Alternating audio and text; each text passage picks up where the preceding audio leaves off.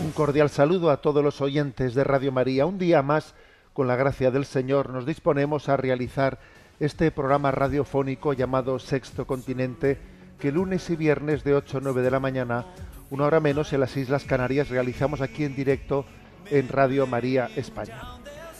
Hoy quiero abrir el programa con un eco importante de esta visita, de este viaje apostólico que el Papa ha realizado a Luxemburgo y más en concreto a Bélgica, donde el Santo Padre anunció pues su deseo de seguir adelante con el proceso de beatificación del rey Balduino. Y además lo hizo poniendo el dedo en la llaga, por el hecho de que subrayó a la hora de hablar de su santidad cómo el rey Balduino fue valiente por negarse a firmar la ley de aborto, negarse a refrendar esa ley como jefe de Estado, como rey. No la firmó, mm, dimitió, que fue una dimisión que duró X horas, X tiempo, pero diciendo que su conciencia le impedía firmar esa ley, y el Santo Padre subrayó el valor que eso tenía, ¿no? En concreto, dijo el Santo Padre, fue valiente porque ante una ley de muerte no firmó y dimitió. Y esto requiere valor, dijo el Santo Padre, ¿no? Bueno, entonces me parece que este comentario, y que obviamente, ¿no?, esto en Bélgica habrá escocido, ¿eh? De hecho, hubo una periodista que después le dijo al Santo Padre en el viaje de retorno que algunos habían considerado eso como una injerencia en la vida política, ¿no? Pero claro, es que yo creo que es un gesto, un hecho de mucha importancia, ¿no?, a la hora de subrayar que la conciencia está por encima del poder. Y es que es que este es el testimonio que necesitamos para sanar esta especie de orgía de lucha por el poder que estamos viviendo, ¿no?, en tantos países, como por ejemplo España, ¿eh? Ese estar dispuesto a hacer cualquier cosa para mantenerse en el poder.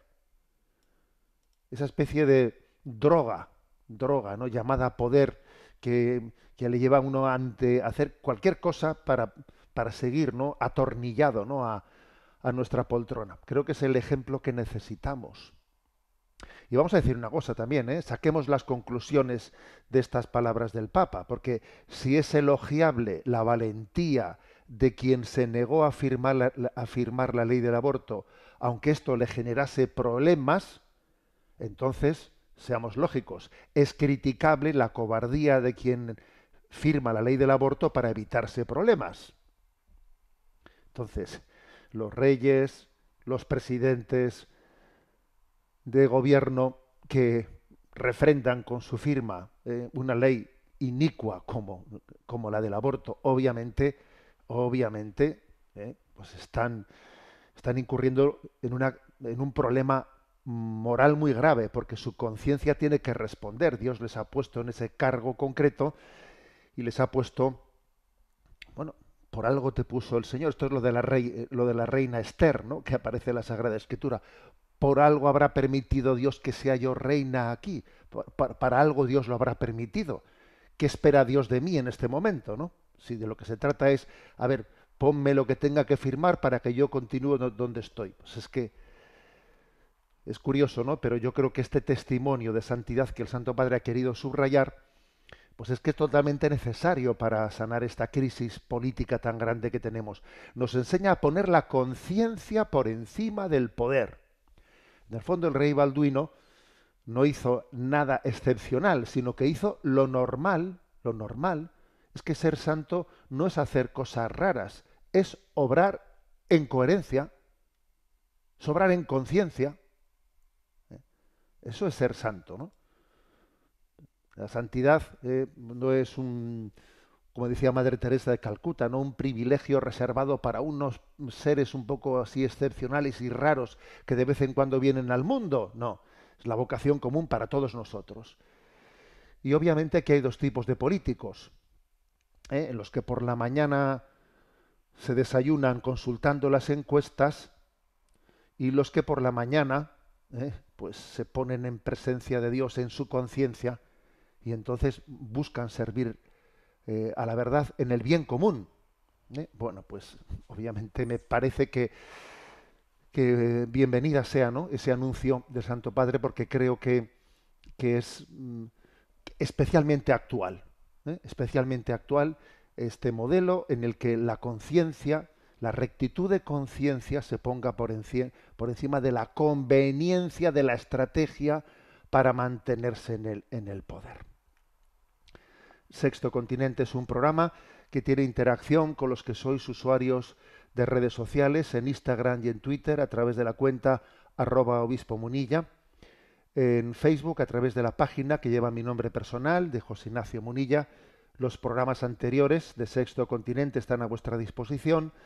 Es las plataformas de Spotify, de iVoox, también en el canal de YouTube En Ti Confío, y también se puede acceder a, a los programas anteriores desde la página web multimedia www.enticonfio.org.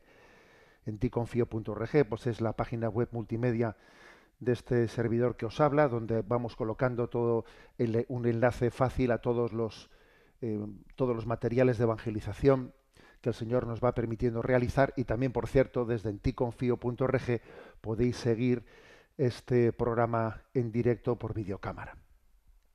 Bueno, vamos adelante en esta edición de Sexto Continente, porque hay bastantes temas de actualidad que creo que merece la pena subrayarlos, ¿no? Bueno, la verdad es que el propio Santo Padre, en su retorno, su viaje de retorno, habló en la rueda de prensa de una cuestión que también en España vais a ver que esta semana ha tenido especial actualidad, que es el tema del aborto. La verdad es que creo que en lo concerniente al tema del aborto, pues la verdad es que no se puede hablar con más claridad y contundencia que la que el Papa ha hecho, ¿no? En concreto, os voy a leer lo que Santo Padre dijo. No olvidemos decir esto: un aborto es un asesinato. La ciencia te dice que en el mes de la concepción ya están todos los órganos. Matas a un ser humano. Y los médicos que se prestan a esto son, permítame la palabra, sicarios. Son sicarios. Y eso no se puede discutir. Se mata una vida humana. Madre mía, estas son las palabras que pronunció el Santo Padre en la rueda de prensa del viaje de retorno. Claro, que unas palabras de una contundencia tremenda, de una contundencia tremenda. Entonces, me gustaría partir de estas palabras para hacer un breve comentario de cómo está este fin de semana. Cuando ya comenzaba el fin de semana, pues el Ministerio de Sanidad hizo públicos los datos de aborto de España del año anterior. Fijaros una cosa, cuando un organismo público ofrece algún tipo de dato oficial durante el fin de semana, de esto se suele desprender que lo intenta ocultar. Eso también es una estrategia de la manipulación de la opinión pública. Te meto este dato en fin de semana porque claro, están pues en todos los medios de comunicación, están en off y posiblemente esto vaya a pasar desapercibido. Bueno, pues esto es lo que se ha hecho en España una vez más. ¿Por qué? Pues porque para ellos es un dato, un revés, el que en España en el último año hayan aumentado el registro de abortos un 4,8%, ¿no? Pues se ha llegado a 103.097 abortos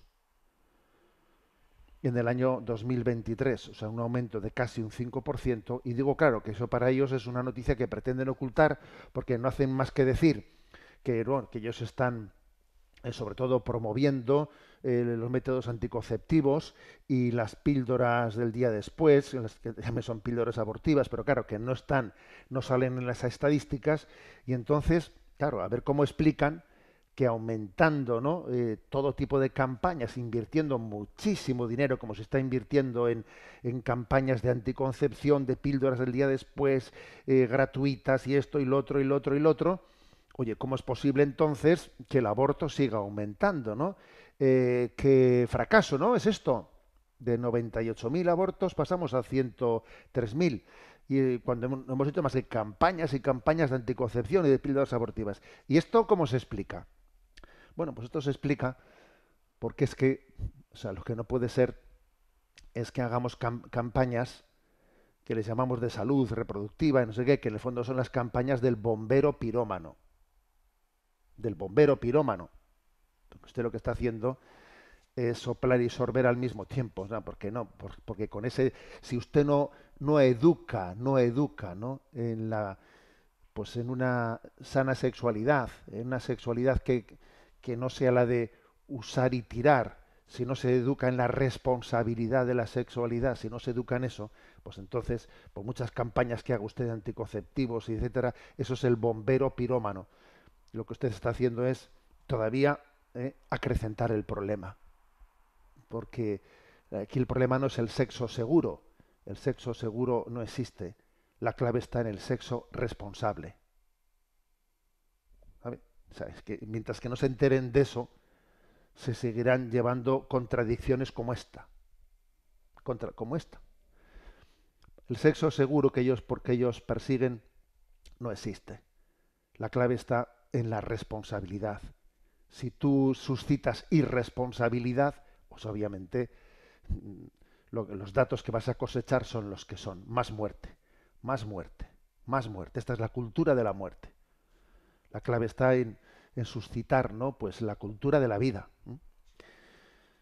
Bueno, pues estos son los datos y también para complementarlos voy a comentar una noticia, pues de esas otras también que han pasado desapercibidas, ¿no? Que sin embargo es como emblemática. Se trata de una joven de 26 años de Colorado, en Estados Unidos, que se llama McKenna Green, la cual ha dado a luz en agosto, ¿no? Ha dado a luz en agosto y ha suscitado pues una controversia en Estados Unidos potente. ¿Por qué? Pues porque esta joven, cuando supo que estaba embarazada, allá por diciembre, ¿no? Por diciembre del año pasado, pues esta joven decidió abortar en un primer momento, ¿no? Decidió abortar y entonces rápidamente fue y compró una píldora abortiva y la tomó. Pero ahora la joven no estaba segura, es lo que pasa hoy en día, claro. O sea, es decir, que no se educa, no se educa. Tomó una píldora abortiva, pero sabía, o sea, no estaba segura de lo que estaba haciendo. Y entonces, después de tomar la píldora abortiva, se puso a consultar en Internet, en Google, eh, y tecleó revertir efectos de la pastilla abortiva. Tecleó eso. Entonces allí, de repente apareció, no sé qué, apareció una referencia de una enfermera provida que se llama Chelsea Minnick, y entonces se puso en contacto con esa enfermera provida y la cual le ayudó a intentar, ¿no? Pues revertir ese proceso de aborto que ella había iniciado tomando esa píldora abortiva. Y entonces le dio esa enfermera un tratamiento con progesterona. La progesterona es una hormona que en algunas circunstancias suele usarse para prevenir abortos espontáneos. Y entonces, bueno, pues esta enfermera Chelsea Minnick le dio esa progesterona, la cosa tuvo buen resultado, eh, se, y valga la redundancia, se abortó el aborto, se abortó el proceso de aborto y la niña ha nacido y gracias a Dios ha nacido sana, que es un milagro también, ¿no? Que en medio de esa situación la niña ha nacido perfectamente, ¿no? Y entonces ahora comienza un lío, porque la ley de el estado de Colorado, donde esto ha sucedido, resulta que hay una sanción a los profesionales de la salud que ofrezcan la reversión de la píldora abortiva. Es decir, que el estado de Colorado, una ley vigente desde abril del 2023, se califica la reversión del aborto como una conducta no profesional que también tiene que ser sancionada. Tú fíjate lo que es esto, ¿eh? Fíjate lo que es esto, ¿eh? Esto me suena a mí también a lo de las terapias de conversión, ¿no? En materia de homosexualidad. Las terapias de conversión están prohibidas. Ahí va. Y entonces, ¿qué es eso de la conversión transexual en que uno se convierte incluso con hormonas y con tratamientos quirúrgicos para convertirse. O sea, ¿cómo es que está la terapia? ¿Cómo puede decir usted que la terapia de conversión está prohibida? Será alguna, será en una dirección, pero no en la otra, ¿no? O sea, es increíble. Pues aquí pasa lo mismo. O sea, en Colorado resulta que se sanciona a los profesionales que quieran revertir un proceso de aborto. ¿Mm? Bueno, y entonces, bueno, pues aquí se ha montado pues un lío que veremos a ver.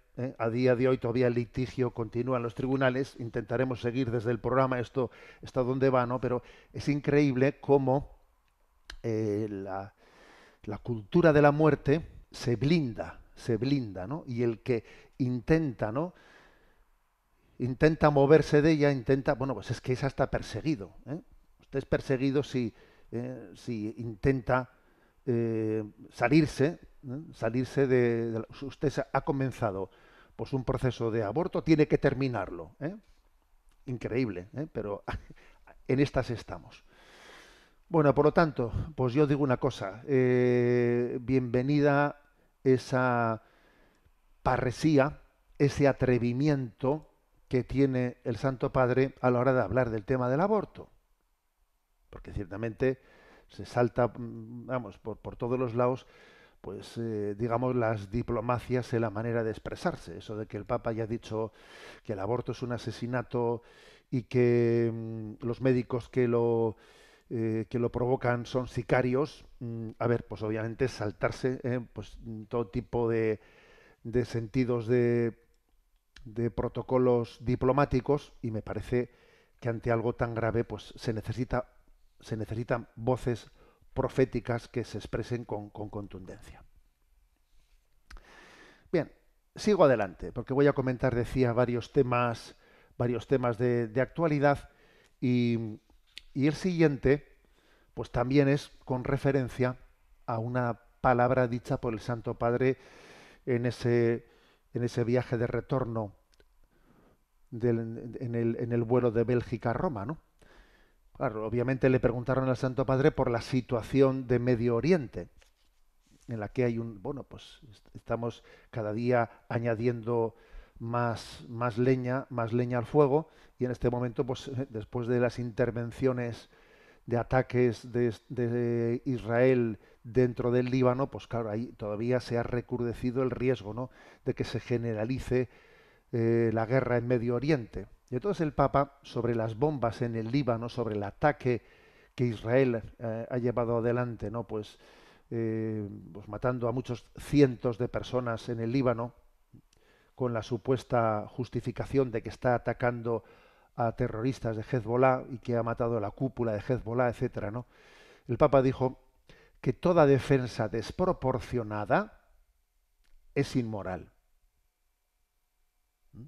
Toda defensa desproporcionada es inmoral. A ver, creo que esto tiene que ser escuchado, ¿eh? Esto tiene que ser escuchado en un criterio ético justo. Es desproporcionada. Es inmoral la desproporción.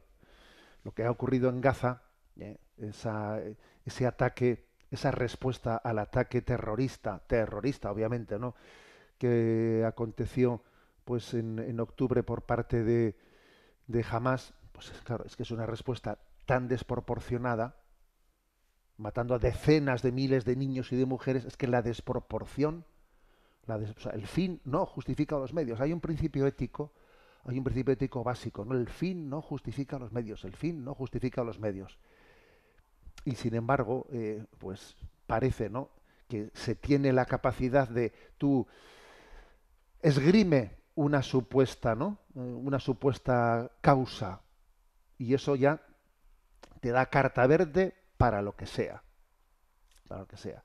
Pero es que además hay que hay que caer en cuenta de lo siguiente, ¿no? Es decir, esas ejecuciones, casi las llaman, ¿no?, ejecuciones de terroristas en otros países, que son ejecuciones extrajudiciales, ¿eh?, y extraterritoriales, que voy yo y ataco al Líbano, y voy yo y ataco en Siria y en el Líbano, y en Yemen. O sea, yo me considero con la autoridad, ¿no? Con el derecho a lanzar ataques en el resto de los países así, por las buenas, ¿no? Porque yo soy el bueno y ellos son los malos.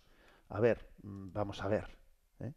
Vamos a ver. Está claro que Hezbollah pues es un grupo guerrillero, un grupo terrorista que ha incumplido las resoluciones de la ONU que le exigía que tenía que estar no pasar de determinado parámetro territorio hacia el sur. Pero es que Israel es el campeón del incumplimiento de las resoluciones de la ONU. Todas las resoluciones de la ONU sobre devolución de territorios ocupados ilegalmente, etcétera. A ver, todas esas resoluciones hay que decir que se las ha incumplido completamente. Entonces, ¿qué autoridad moral tienes tú de decir este ha incumplido una resolución? Pero bueno, si el campeón de los incumplimientos eres tú. Entonces, la frase del Santo Padre, toda defensa desproporcionada es inmoral, tenemos desde el punto de vista del discernimiento moral de la doctrina social de la Iglesia, tenemos que tenerla muy clara. Porque si el fin justifica los medios, al final, quien paga el pato de este tipo de intervenciones, pues son los débiles. La cantidad de... Porque no existen operaciones militares quirúrgicas en las que no mueran montones de personas inocentes que pasaban por allí. ¿Eh? Sino que se lo digan a la parroquia católica de Gaza, ¿eh? Y que ellos son testigos de lo que han sufrido allí. A ver qué culpa tiene la parroquia católica de Gaza, ¿no? De esa intervención brutal que se ha realizado, que también han padecido, ¿no? La propia parroquia católica de Gaza. Y luego, además, a la hora de pedir explicaciones, pues resulta que se ha tenido la desvergüenza de justificarse diciendo que es que en la parroquia católica de Gaza había allí también colocado pues unas metralletas, un nido de Hamás, que desde el cual, una mentira absoluta y completa, como han subrayado. Porque claro, luego ya en la guerra, pues para justificarse se miente. Claro, si estás dispuesto a matar a inocentes, ¿cómo no vas a mentir? Ya lo de mentir, pues esa es una cuestión menor, ¿no? Por lo tanto, la expresión toda defensa desproporcionada es inmoral es clave en materia de doctrina social. Es clave. El fin no justifica los medios. Y no olvidemos que el Tribunal de la Haya ordenó detener ese ataque a Rafah, ese ataque a Gaza. Y ahora pues existe este riesgo de que todavía se extienda desproporcionadamente pues la guerra a todo Oriente Medio. Luego yo digo una cosa. Nosotros los católicos, a la hora de abordar una cuestión como esta, tenemos que hacerlo desde criterios éticos y no dejarnos llevar por la carne y la sangre. No decir, es que a mí los que me caen simpáticos son estos y los que me caen antipáticos son los otros. O sea, no podemos discernir bajo ese parámetro. No, porque eso es dejarnos llevar por esto que está ocurriendo, ¿no? A nivel mundial, pues que tienes los medios de comunicación que están por un lado, que están por el otro, pero se apoya a Israel o se apoya a Palestina no desde argumentos éticos, no, sino desde una visceralidad política. Yo soy de estos, yo soy de los otros, así no se van a ningún lado. Bien, y como estamos, ¿no? En la víspera de un día tan clave y tan bonito como es el del 1 de octubre, Santa Teresita de Lisieux, vamos a tener nuestro momento musical, pues cantando a Santa Teresita esta canción, queriendo expresar lo que le agrada a Dios. ¿Qué es lo que le agrada a Dios? Lo que le agrada a Dios es que nos hagamos pequeños. Vamos a escucharlo.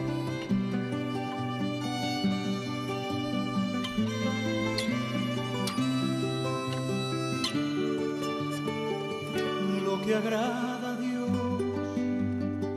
en mi pequeña alma es que amé mi pequeñez mi pobreza, lo que agrada a Dios en mi pequeña alma es que amé mi pequeñez y mi pobreza es la esperanza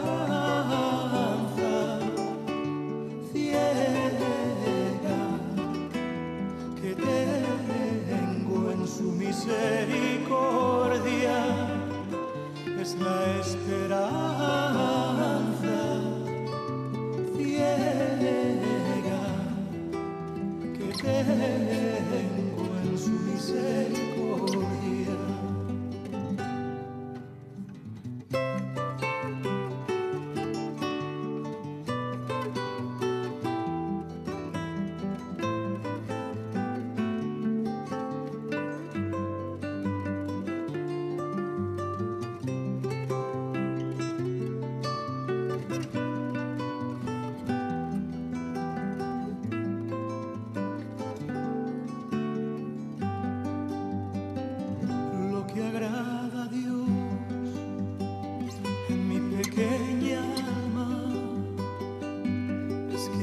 Mi pequeñez y mi pobreza, lo que agrada a Dios en mi pequeña alma es que amé mi pequeñez y mi pobreza es la esperanza ciega que tengo en su misericordia,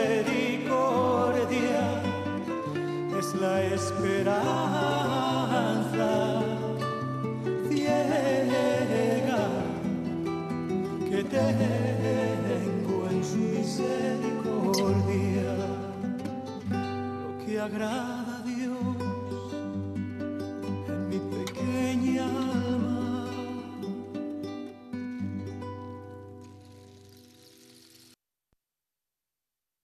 Lo que agrada a Dios es que ame mi pequeñez. Es impresionante esta expresión. A Dios le agrada que amemos nuestra pequeñez, nuestra fragilidad, porque es dar gloria a la misericordia de Dios para con nosotros. Qué palabras tan claves y tan importantes en la espiritualidad. Lo decimos pues cuando pues acabamos de celebrar, ¿no?, pues el año anterior el jubileo del 150 aniversario del nacimiento de Santa Teresita y el centenario de su beatificación. Vamos adelante en este programa de Sexto Continente y voy a también a comentar otro tema de actualidad que, bueno, pues que también mañana va a tener lugar. Y es que mañana va a tener lugar la toma de posesión de la nueva presidenta mexicana, Claudia Sheinbaum. Bueno, y todos hemos sido conocedores de la polémica que se ha generado sobre la no invitación, el hecho de que se haya negado a invitar a esa toma de posesión al rey de España por motivo de que el presidente anterior, Obrador, pues le había pedido al rey de España que pidiese España perdón por lo acontecido en la, bueno, pues digamos en la, no sé si llamarle la conquista o descubrimiento de América, de México, etcétera, ¿no? Entonces, bueno, pues yo he enviado un mensaje a redes sociales porque obviamente es un tema en el que está implicada en esta polémica, es un tema en el que está implicada de manera muy directa, muy clave, pues lo que fue la inspiración que la Iglesia Católica realizó en aquel momento para que se llevase a cabo, ¿no?, aquel nuevo mundo, no aquella colonización, porque ojo, allí no aconteció una colonización como en el norte de América, no, sino aquella incorporación en esa imagen de el virreinato, constituir aquello el virreinato dentro del Imperio Español. Allí hubo unas categorías claves de considerar a todos, ¿no?, a todos quienes formaban parte de ese nuevo mundo como miembros con todos los derechos de, de ese reino español. ¿Eh? Y la inspiración católica fue clave, ¿no? Fue clave en aquel momento. Por eso, a ver, yo envié un mensaje a redes, un mensaje a redes en el que es esto en concreto lo que manifesté. Lo voy a leer y lo voy a comentar. Yo creo que en todo caso, quienes deberían pedir perdón a los mexicanos son sus gobernantes actuales, descendientes de los criollos que se independizaron de España y se entregaron en manos de la masonería. Porque claro, es que una de las cosas que ahora os voy a poner este vídeo, ¿no? Un vídeo que ya en alguna ocasión lo comenté con vosotros, es unos datos que da el historiador Luis Antequera, unos datos tremendos sobre cómo los evangelizadores respetaron las culturas indígenas, hasta el punto de que no impusieron el español, sino que se hizo el gran esfuerzo de evangelizar en las propias lenguas autóctonas. ¿Eh? Y entonces se tradujeron, ¿no? Pues se tradujo el catecismo a 600 lenguas nativas, para poder evangelizar, haciendo un esfuerzo tremendo, ¿no? Y esto fijaros, esto fue así, hasta el punto de que, pues, cuando en el siglo XIX se produce la independencia, ¿no?, de los nuevos estados de Hispanoamérica, se produce la independencia de la madre patria, pues vamos a decir que únicamente el 20% de los indígenas sabían español. El 80% no sabían español, pues porque los españoles se habían adaptado a sus lenguas nativas. O sea, esto es un dato tremendo, ¿eh? O sea, a inicios del siglo XIX, cuando se producen las independencias, también la de México y otras, ¿no? Pues es que solamente el 20% de los indígenas sabían el español, el 80% lo desconocía. Fue posteriormente, después de esa independencia, cuando esos gobiernos fundamentalmente masónicos impusieron el español a todo el mundo. Bien, es verdad que yo a veces suelo pensar, mira, Dios escribe los hilos de la historia, porque fíjate, el hecho de que tengamos un lenguaje común es providencial, aunque fuese impuesto por la masonería, pero mira, Dios en la providencia integra todo. El hecho es que ahora mismo este programa de Sexto Continente, gracias al idioma español, pues se está escuchando en Hispanoamérica, ¿eh? Bueno, pues porque resulta que los masones impusieron el idioma español obligatoriamente a todo el mundo, cosa que los españoles no habían hecho. O sea, que es que Dios escribe derecho con líneas torcidas, ¿eh? O sea que, pero es muy interesante saber eso, ¿no? Frente a esa leyenda negra de que fueron los españoles y no respetaron. A ver, vamos a ver cómo es posible, y además algunos se cree, ¿eh? Y algunos se cree que era posible esa conquista con un puñado de soldados, de no ser porque entre las distintas tribus indígenas hubiese pues una auténtica enemistades entre ellos, porque los aztecas estaban subyugando a todos los pueblos vecinos, ¿no? De manera que cuando Hernán Cortés allí es capaz con 500, 600 soldados, ¿no?, de hacer caer al Imperio Azteca, es que él se había presentado con todas las tribus de su alrededor, porque no estaban dispuestos a que anualmente los aztecas exigían a 30.000 vidas humanas para sacrificarlas de sus pueblos vecinos. O sea, por si acaso no sacrificaban los hijos de su propio pueblo, sino que subyugaban a los pueblos alrededor para tener unos entre 20.000 y 30.000 sacrificios humanos anuales. Claro, pues podéis imaginar que a Hernán Cortés pues le fue sencillo echar mano de esos pueblos subyugados para hacer caer, ¿no?, ese imperio que estaba basado en esa borrachera de sangre. Bueno, entonces decir que los españoles no respetaron la cultura es una manipulación, ¿eh? Yo he comentado esto, es una manipulación. Bueno, antes de seguir comentando esto, es 1 minuto y medio. Voy a poner en la intervención que hace Luis Antequera, este historiador, en la que explica, bueno, hasta qué punto se ha manipulado la verdad sobre cuál fue el respeto de los idiomas y de las culturas, ¿eh? Vamos a escucharlo. ¿Saben ustedes cuántos indígenas son capaces de hablar español cuando España abandona América en el primer cuarto del siglo XIX? Bueno, pues apenas un 20% de los indígenas eran capaces de hablar español. Y eso será lo único que los indígenas americanos, los americanos en general, al día de hoy, le deban a sus gobiernos republicanos la universalización del español en aquellas tierras, porque España no la hizo.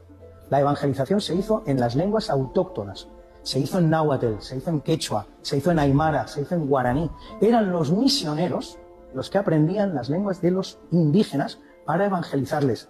Eran los misioneros los que hacían los catecismos y las Biblias en las lenguas autóctonas. Eran los misioneros los que escribieron las gramáticas de aquellas lenguas. Hasta 600 gramáticas escribieron los misioneros españoles de las lenguas autóctonas americanas. ¿Saben ustedes cuál es la segunda lengua del mundo que tiene gramática propia? La primera es por descontado el español, que lo hace Antonio de Nebrija. ¿Saben ustedes cuál es la segunda lengua que tiene gramática en la historia del mundo? El náhuatl. El náhuatl, la lengua que hablan los mexicanos, que la hace un misionero español por nombre Andrés de Olmos. Antes que el inglés, antes que el alemán, antes que el francés, antes que cualquier lengua italiana, tiene gramática el náhuatl. El náhuatl va a ser la primera lengua del mundo, incluso antes que el español, que tenga 2 gramáticas. Bueno, la verdad es que no hay como conocer la historia, qué importante es, ¿no? Conocer la historia para no dejarnos manipular. Bueno, yo al mismo tiempo también adjunté otro dato, ¿no? El dato de que cuando México se independiza de España tenía un territorio verdaderamente grandísimo, ¿no?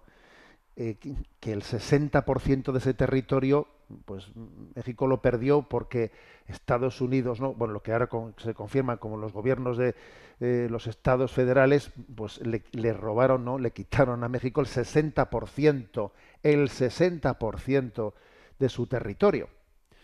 Entonces, claro, ahora me llama la atención que se diga, ¿no? Pues que estos gobernantes, que en el fondo pues son descendientes del corte masónico, ¿no? Pues digan que España tiene que pedir perdón. Oiga, ¿por qué no le dice usted a Estados Unidos que le pida perdón de haberles quitado el 60% del territorio que les dejó el Reino de España cuando se independizaron? Porque ellos les han quitado el 60% del territorio y no dicen nada de eso, ¿no? Me parece perverso, ¿no? Comenté en redes sociales, me parece perverso que ahora se manipule la historia de México y los sentimientos de ese maravilloso pueblo, como una estrategia para distraer la atención de un Estado fallido en el que los jóvenes huyen buscando su futuro. 35.000 personas son asesinadas anualmente en México y otras 75.000 son secuestradas. Y en medio de ese desaguisado, estos salen ahora diciendo que pidan perdón por lo que hicieron, ¿no? En el siglo XV-XVI. Vamos, es que es una auténtica manipulación de la historia como maniobra de distracción. Aparte de pretender olvidar otras páginas, como por ejemplo el hecho de que en todos los planes educativos, pues estos gobiernos mexicanos, por ejemplo, hagan desaparecer de la historia episodios como el de la Guerra de los Cristeros.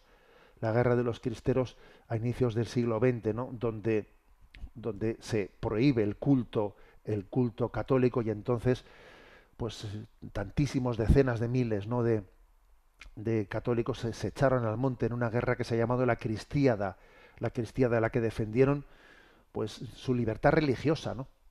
Y entonces pues creo que hay que invocar a San José Sánchez de del Río, Joselito y tantos miles de mártires de la Cristiada que lucharon frente a los gobiernos masónicos que intentaban prohibir la libertad de culto y cerraron los templos, etcétera, etcétera. Entonces ahora dicen, no, que hay que pedir perdón.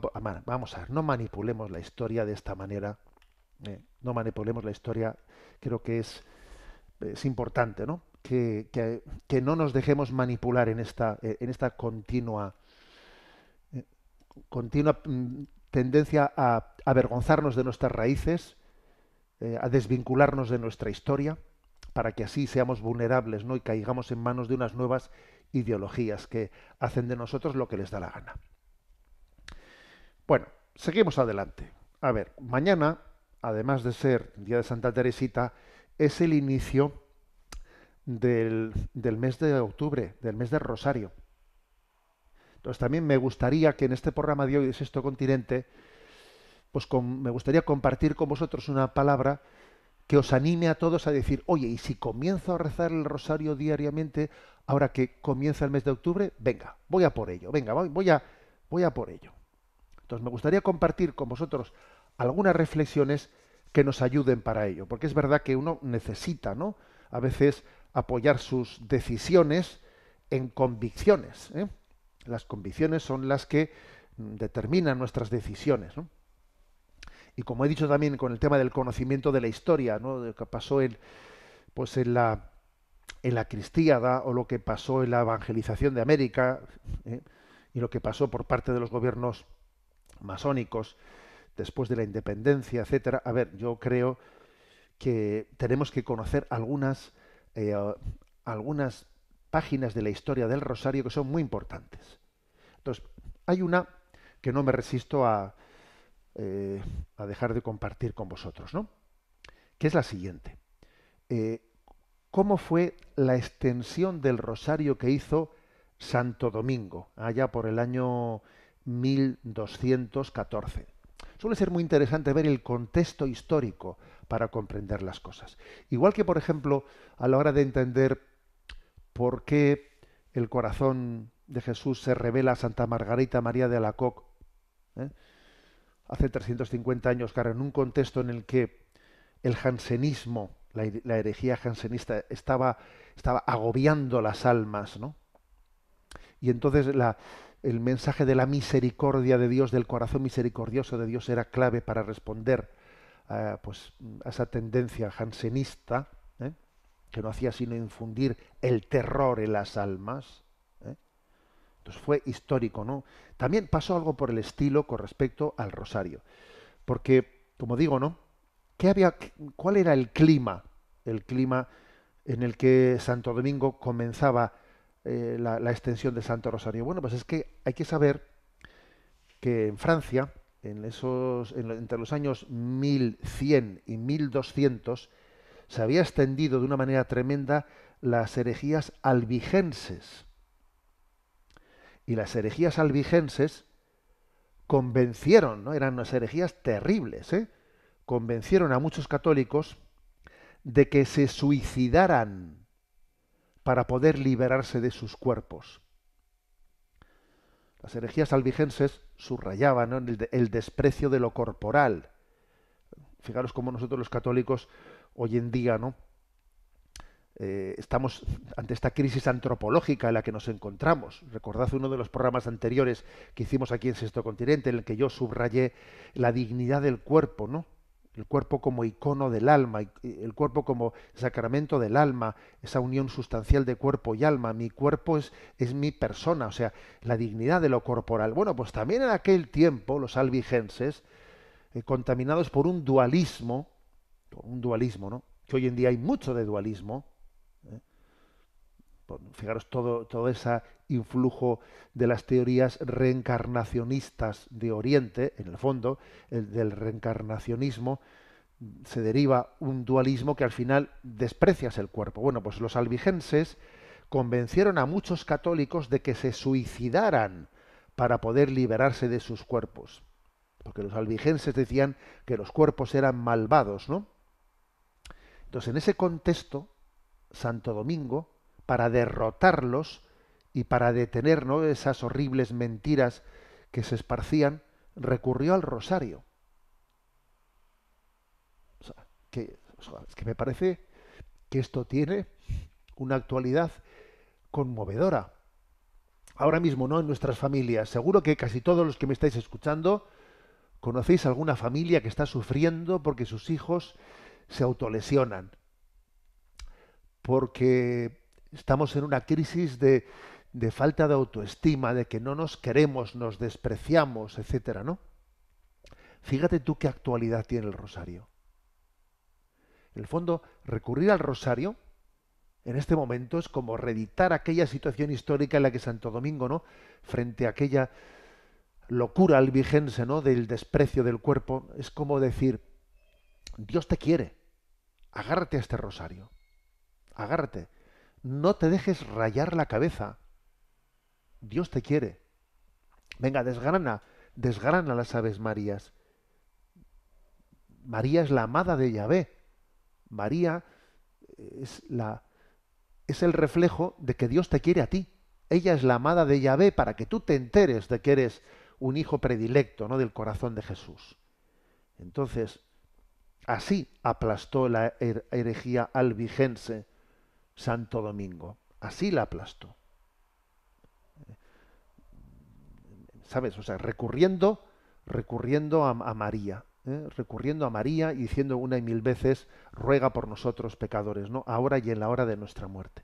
O sea, que recurrir al rosario es recurrir a esa potencia sanadora de María, que es que las herejías se nos introducen y se están introduciendo muchas herejías en las que, por una parte, endiosamos el cuerpo y por otra parte lo despreciamos. ¿Cómo se puede endiosar y despreciar el cuerpo al mismo tiempo? Eso es lo que está aconteciendo. Es como si no cayeses en una presunción y en una desesperanza. Por una parte, eres un presuntuoso, ¿no?, y haces de tu cuerpo una idolatría. Y luego la verdad es que estás desesperado y te desprecias y te autolesionas y te quieres quitar del medio. ¿Cómo es posible eso? Bueno, pues porque es cuando damos la espalda a Dios, es que no nos entendemos a nosotros mismos. Uno no se entiende a sí mismo. No sabemos lo que nos pasa y eso es lo que nos pasa. Bueno, entonces uno tiene que recurrir al rosario, igual que hizo Santo Domingo, ¿no?, frente a esa locura albigense de la pretensión de suicidarse para que mi cuerpo malvado no me... A ver, tenemos que recurrir, ¿no?, al rosario para que María nos enseñe a amarnos a nosotros mismos en humildad, sin presunción y sin desesperación. También hay otro episodio que también nos puede motivar para rezar el rosario. Es un episodio que aconteció en 1960. Se eligió como presidente de Brasil a João Goulart, que era un comunista. Y este hombre, João Goulart, bueno, pues estuvo a puntito de hacer de Brasil pues una Cuba. Tú imagínate lo que hubiese sido que Brasil, con ese inmenso, ¿no?, Estado, fuese comunista como Cuba. Eso hubiese sido tremendo, hubiese cambiado la deriva de la historia. Y entonces allí hubo un cardenal, en el año 1960, el cardenal Barros Cámara, un hombre profético, que vio lo que venía, ¿no?, y dijo, anda, y ahora Brasil va a ser un país comunista, ¿no? Y entonces el cardenal Barros Cámara le lanzó, ¿no?, un mensaje al pueblo de Brasil para derrocar esa amenaza. ¿Y cómo lo hizo? Pues recurriendo a la Virgen de Fátima, la cual había dicho, rezad el rosario, rezad el rosario. Y entonces, ni corto ni perezoso, este cardenal convocó una gran marcha en Sao Paulo y la denominó Marcha de la Familia con Dios hacia la Libertad. Y allí aparecieron 600.000 mujeres con el rosario en la mano, con pancartas anticomunistas diciendo que no estaban dispuestos, ¿no?, a que Brasil fuese un país comunista. Y aquella expresión, ¿no?, que posiblemente habrá sido uno de los rosarios más multitudinarios de la historia, es que acabó derrocando aquel eventual presidente. Hubo ciertos conflictos, pero prácticamente aquello fue incruento. Y en agradecimiento a Dios, las mujeres de Brasil realizaron pues una marcha el día posterior a la caída, ¿no?, de esa pretensión de que ese hombre introdujese el comunismo en Brasil, una marcha de agradecimiento, que todavía fue mayor que la de Sao Paulo, ¿no? La llamaron Marcha de Acción de Gracias a Dios, que incluyó a 1 millón de personas rezando el rosario. Este también es un episodio histórico de esos que tenemos olvidado. Incluso dice, pues yo eso no lo había escuchado nunca. Claro, es que aquí La historia se hace, se oculta, se deforma, pero es verdad, Brasil ha sido un testimonio de cómo el rezo del Santo Rosario impidió que una dictadura comunista se pusiese en marcha, ¿no? En un lugar ni más ni menos como Brasil. Entonces yo me atrevo a deciros, recurramos al Santo Rosario. Y una propuesta, ¿no? El que no lo reza diariamente, venga, cógelo. Bueno, tú verás si es mejor que lo reces todo seguido. Algunos también van intercalando misterios a lo largo del día, según en nuestros desplazamientos. Bueno, que cada uno vea. El ideal sería, obviamente, poderlo rezar delante del sagrario. Pero bueno, o sea, cada uno tiene que ver de qué manera lo adapta, ¿no? Lo adapta, pero estamos en la víspera de mes de octubre, mes del Rosario. Yo creo que es clave. Y voy a dar también una motivación de cómo rezarlo bien. A mí creo que ayuda mucho el que esos misterios de la vida de Jesucristo que se van poco a poco recordando, cada uno de ellos nos puede ayudar mucho que cómo está ligado a una virtud o a un don. Voy a repasar así de una manera rápida. En los misterios gozosos, cuando el primer misterio se pide la encarnación del Hijo, se recuerda la encarnación del Hijo de Dios, yo creo que lo propio es pedir la virtud de la humildad.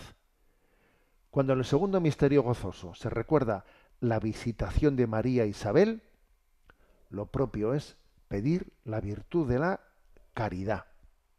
Cuando en el tercer misterio gozoso se recuerda el nacimiento de Jesús, quiero encontrarte. La presentación del niño Jesús en el templo y la purificación de María, lo propio es pedir la virtud de la pureza en el alma y cuerpo. Cuando el quinto misterio gozoso se recuerda a Jesús perdido y hallado en el templo, lo propio es pedir la virtud de la obediencia, porque Jesús siguió obediente a sus padres.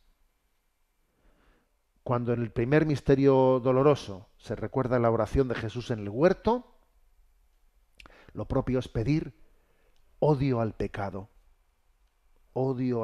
¿no? Al que Jesús hizo frente, ¿no? Allí en Getsemaní.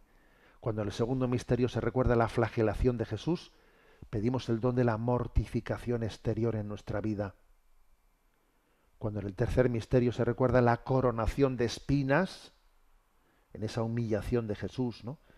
Que se ríen de él porque se proclama rey, pues pedimos el don de la mortificación interior. Cuando en el cuarto misterio se recuerda a Jesús con la cruz a cuestas camino del Calvario, pedimos la virtud de la paciencia y perseverancia. Cuando en el quinto misterio se recuerda la crucifixión y muerte de Jesús, pedimos el amor a la cruz, abrazar la cruz. Y los misterios gloriosos, cuando en el primero se pide la resurrección, la resurrección de Jesucristo, pedimos la virtud de la fe. La fe. Cuando en el segundo misterio se recuerda la ascensión de Jesús, pedimos la virtud de la esperanza. Cuando en el tercero se recuerda la venida del Espíritu Santo, pedimos la virtud del amor de Dios, que el amor de Dios llene nuestros corazones. El Espíritu Santo es el amor de Dios.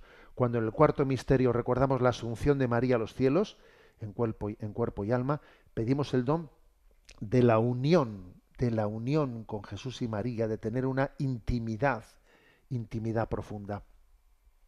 Cuando en el quinto misterio recordamos la coronación de María, pedimos la virtud de la perseverancia. Y cuando los misterios luminosos recordamos el primero, el bautismo de Jesús en el Jordán, pedimos los dones del Espíritu Santo, tal y como fueron infundidos sobre él. Cuando recordamos el segundo misterio de la autorrevelación en las bodas de Caná, pedimos la fidelidad matrimonial.